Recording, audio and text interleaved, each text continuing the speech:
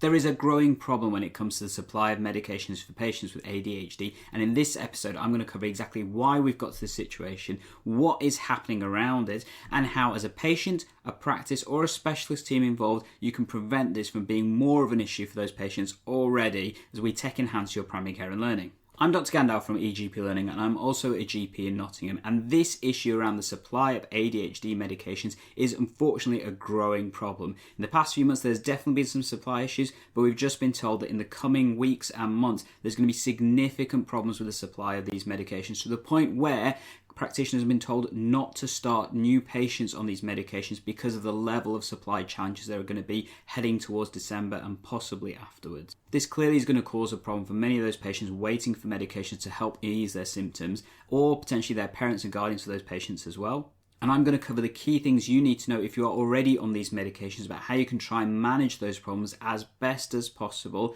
as well as hopefully prevent them from being a problem that causes supply to your medication. It's important to note that this is a changing situation, so if you want some of the information and the guidance that exists, have a look at the links down below, the link to the SPS website that gives a lot of updates in terms of the medication that we're talking about. In particular, at this moment of time when I'm recording this episode, we're talking about methylphenidate and various different brand versions of that particular medication, lisdexamfetamine, which is commonly under the brand name Elvance, as well as guaifenesin, as well as atomoxetine, as well as another medication that there are supply challenges. These are in particular brand issues and dose issues, and this does seem to change on a regular basis. Why is this a problem? Well, there are key challenges with the fact that more and more patients are being diagnosed with ADHD and therefore requiring medication to help them with those symptoms. But in addition, the worldwide supply of these medications has really been struggling for the past few months, and it's just not meeting the demand.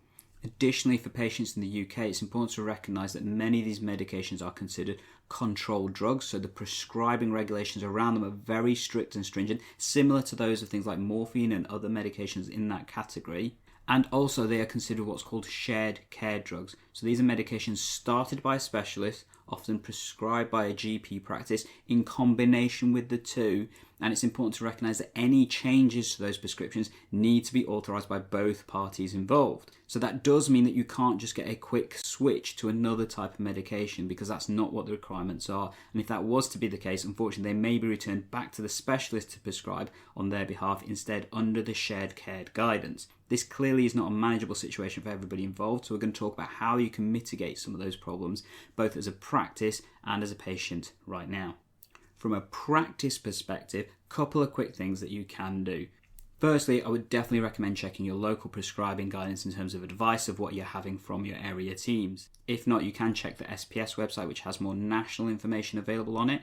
And this may be a good point to start searching for those patients taking these medications, so you have a number of patients that you can then contact. I would then highly recommend getting in front of this and informing them about the drug shortage problems so that those patients are aware that their medications may be in supply difficulties. In addition, you could send them this video that I'm about to explain some of the things that they can look at to do in a second. The other thing I would recommend is contacting your specialist teams who are also involved in those shared care managements, and also reinforcing what support they will be giving you. I have heard in some areas where some of those specialist teams have said that they are too busy to do that. Let's be clear, everybody's busy. That's not a satisfactory answer, and under the shared care guidance, they are involved and must be involved in those decision-making processes to support both yourselves as the practice and, importantly, the patients that we're about to talk about right now. So for the patients that are trying to get these medications, here are the key things you need to be aware of to try and help improve the supply of your medication. The first thing I would definitely recommend that you do is check your current supply as to how many medications you currently have and how many days worth of medications you've got left. I would then recommend you contact your pharmacy to understand whether or not they are having supply versions with your particular type of medication.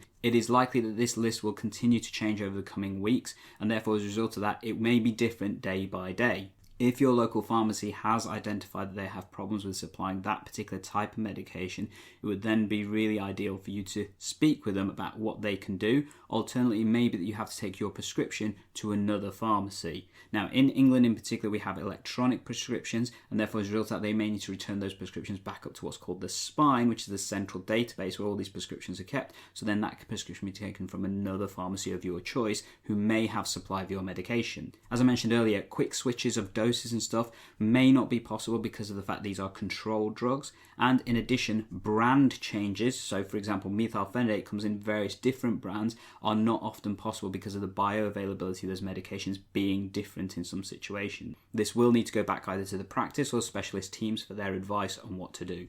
If the pharmacy is having to do that on your behalf, it is really important that they give a list of the medications that are available currently, because let's be honest, the practices do not know what's on the pharmacy's shelves. And similarly, the pharmacy teams may not be aware of the full reasons of the request for those medications, so they will want to share that info. If you are being directed to go back to your practice or to your specialist teams, it's important to recognise they may need some time to understand and process that. And the best way to do that is contacting the reception teams, or even better, to use an online consultation if your practice has that route, because it saves you having to queue up for ages on the phone when they may be able to deal with that in the background for you. Also worth remembering, booking an appointment just to deal with this thing is not often the best way of dealing with things. This can often be dealt with by an administrative team or supported by the GPs or the practice pharmacists who can then handle this for you. Those teams may have to go back to the specialist teams to ask for advice in terms of particularly brand switches, or if they're having to change your medication altogether, then you will definitely need specialist input at that point, and that may cause some delay. So it's important to get in front of this as best as you can, because trying to do this last minute unfortunately will likely lead to a lack of supply for a period of time. The other thing I would ask for patients going through this problem as well is to be kind and be patient. Unfortunately, it is likely that this is going to be an ongoing problem for the next few weeks, and a problem that many people will be going through. And unfortunately, there may not be quick fixes in many of these situations. And in some areas, they have even said that there may be times where patients are going without supply. And that is clearly an unpleasant situation for either those patients or for the parents and guardians of those patients that are experiencing the lack of supply of these medications. If you're wondering how we can hopefully prevent this from being an ongoing issue, the one thing I would also ask our patients to do is to contact your local MPs to ask them to raise this issue in terms of the supply of medications, not just for ADHD, but for all medications, because this is a growing problem that we are seeing. We've seen this with HRT, we've seen this with steroid medication, even antibiotics at times, and it is a continuing problem, and unfortunately is likely to keep happening, particularly as we head through the winter periods. So as a patient, if you want a quick summary of the actions that you can do, number 1, check the supply of medications that you've got. Number 2, contact your pharmacy to see if they are going to have problems with local supply of your particular medications. If that is the case, inquire if that prescription be taken to another pharmacy. If that's not possible, then other options are to contact your practice, typically through an online consultation or through the reception team, not booking an appointment for the dealing with this, and they will then be able to handle this in the background, try and understand the best way to help you with your supply of your medications. In certain situations, this may need a referral back or contact with the specialist teams who have recommended these medications, whether that's through the NHS or through private routes as well. And really important to try and be kind throughout this whole process, because your teams will be trying to support you as a patient, but there are some limitations in terms of what may happen over the next few weeks. And finally, to try and mitigate this being a problem in the future, do contact your MP to raise this as a growing problem that many of us are facing, but not only within the NHS, but also especially for our patients. Additionally, if you are a patient who's struggling to afford their medications, which unfortunately I am increasingly seeing, you may want to check out this video right here that gives you the details of how you can get either free or cheaper prescriptions on the NHS or outside of that. Alternatively, there's other content coming up right here for you that you may want to have a look at right now.